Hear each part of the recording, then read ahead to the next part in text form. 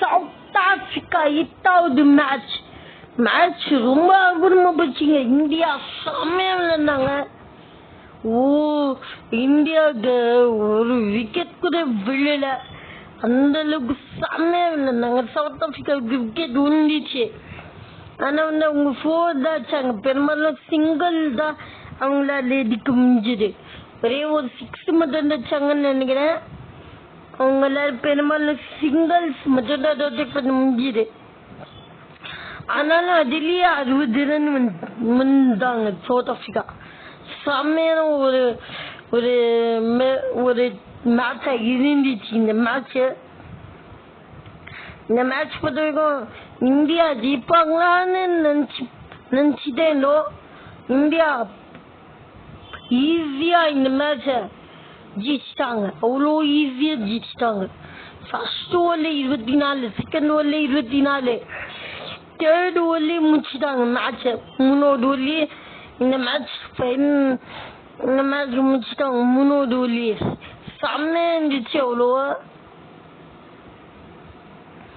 Match பாக்குறதுக்கு அழகா India இந்த மாதிரி ஒரு பார்ட்னர்ஷிப் பண்ணணுங்க. போன மேட்ச்ல இந்த மாதிரி ஒரு பார்ட்னர்ஷிப் பண்ணிருந்தா இந்தியா அசைக்க முடியாத டீமா மாதிரி இருக்கும். ஆனா இப்போ ஒன்னும் கெட்டு போல. இது செமிஃபைனலுக்கு நல்ல ஸ்டார்ட் தான். இதே நிலைமை செமிஃபைனல் ஃபைனல்லையும் இருந்தா இந்தியா டீமுக்கு அது நல்லது. இவங்களுக்கு அது எங்களுக்கு ஒரு சிம்ம சப்பரமா இருக்கும். இவங்க 2 பேரும் விக்கெட் எடுக்கிறதுக்கு. அதனால செமிஃபைனல் வரைக்கும் இதே ஃபைனல் வரைக்கும் அதை வச்சு அந்த டிராஃபி ஜெயிக்கிற வரைக்கும் இதே ஸ்பிரிட்டோட இருக்கணும். ஒரு விக்கெட்டும் லாஸ் ஆகாம இதே ஸ்பிரிட்டோட விளையாடுனா கண்டிப்பா ஃபைனல்ஸ்ல நம்ம பட்டத்தை வாங்கலாம். ஃபைனல்ஸ்க்கான பட்டத்தை வாங்கலாம். இப்போதைக்கு ஒரே ஒரு மேட்ச் தான் இருக்கு இந்தியாவுக்கு, நெதர்லாண்ட்ஸ் கூட. அது முடிஞ்ச செமிஃபைனல்ஸ் தான்.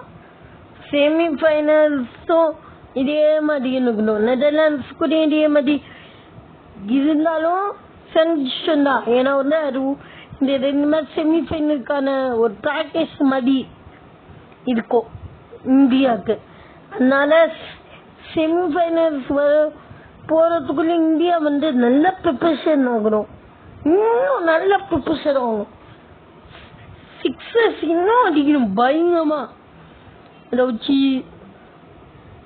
இப்போ 1-2 பால்ல சிக்ஸஸ் அடிக்கிறாங்க. ஆனா செமிஃபைனல்ல எல்லா பாலையும் சிக்ஸஸ் அடிக்கிற மாதிரி பயிற்சி பண்ணணும் இந்தியா. அந்த அளவுக்கு பண்ணா ஜெயிக்கிறதுக்கு கொஞ்சம் வாய்ப்பு, ஃபுல்லா ஜெயிக்கிறதுக்கு வாய்ப்பு இருக்கு இந்தியா. ஆனா விக்கெட் மட்டும் இழக்காம பார்த்துக்கணும். இந்த மாதிரி ஆடணும்.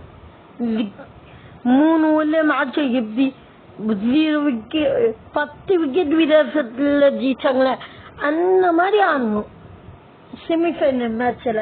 அந்த மாதிரி ஆடினா கண்டிப்பா இந்தியா ஜெயிக்கிறதுக்கு 100% ஜெயிக்குங்க இந்தியா.